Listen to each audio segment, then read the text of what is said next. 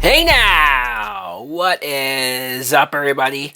My name is Mike Brown, aka Review King MB, and I finally caught up, at least with the original Kung Fu Panda movies. I decided to do this because I heard a fourth film was coming out, and before I realized they made now four Kung Fu Panda films, goddamn. Guns? Oh. Fuck, no. Shit, I wanted to explore. What the fuck? I can't explore? Fuck you. I have now watched Kung Fu Panda 3. This was a 2016 film, and I will say pretty solid. Pretty solid. I'm not going to say if it's better than the first two. I would say it's on par with the second film. Given I don't think either are better than the first, but they're solid follow-ups, solid sequels. I don't think any of these sequels shit hitting the fan or anything losing sight of what this series of films seemingly is about. Just a fun kids film, right? Jack Black, once again as Po, is the best character in this film, and I love seeing how his character, when you think about where he started from and how far behind everything he was as far as learning kung fu, learning martial arts, but he was able to pick up enough, right? And there was a part of me that was wondering, is this character faking it? Is he faking his way through everything, just getting lucky by chance defeating these villains? But this third film, you get the biggest indication that no, this guy, this panda, he knows his shit.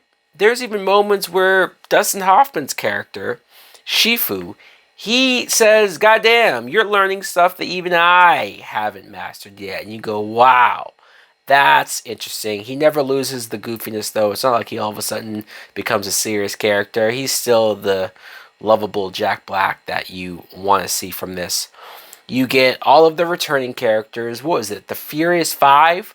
I find it interesting how these characters probably, I mean, at least in this movie, they get one fighting scene where they kind of hold their own, but half of them get sort of overtaken by our main villain. The main villain has this ability to take control over the character's chi and then subsequently use them as members of his almost brainless, mindless zombie type army.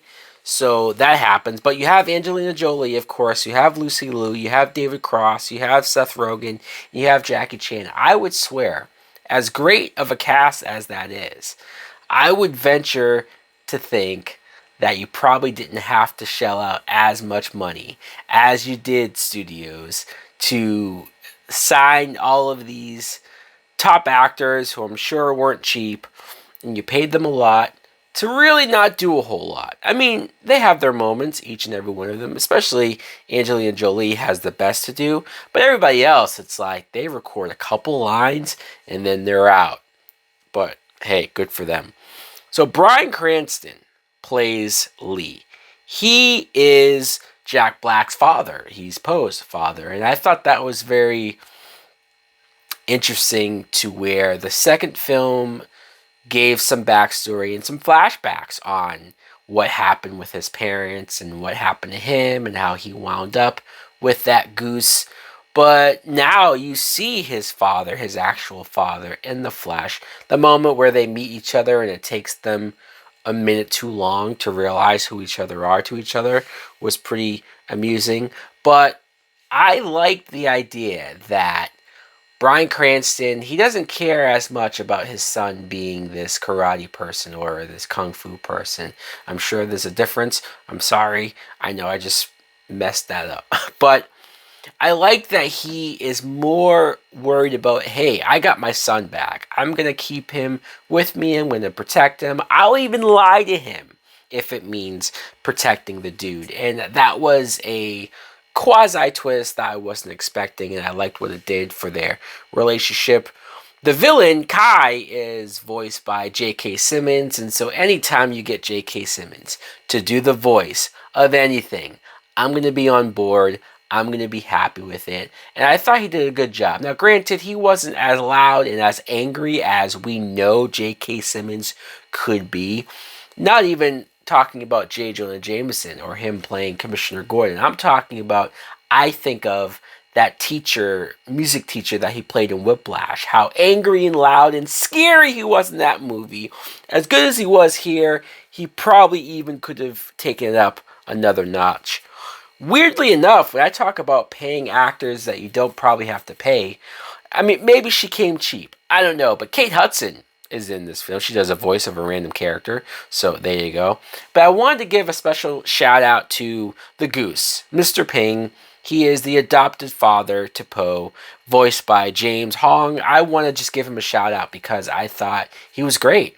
And I also think that this is the movie where he gets the most to do, where you get the most out of the dynamic and the relationships between him and Po. I mean, we got a decent amount of that in the first two films for sure.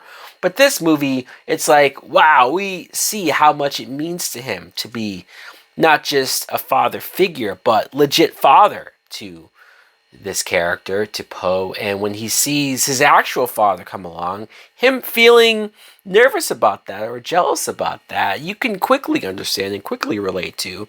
So I liked all of that. I think the character stuff and the relationship stuff is what I liked the most about the movie. The action stuff was cool as well.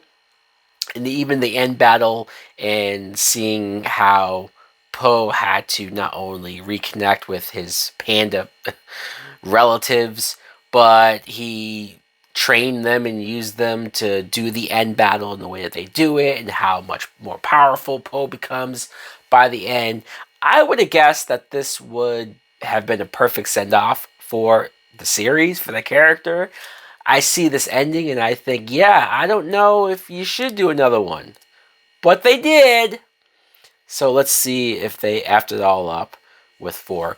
Anyways, guys, let me know in the comments below, what do you think of Kung Fu Panda 3? Do you agree that it's pretty good? Probably better than it has a right to be. Thanks for watching. Like, comment, subscribe. Later!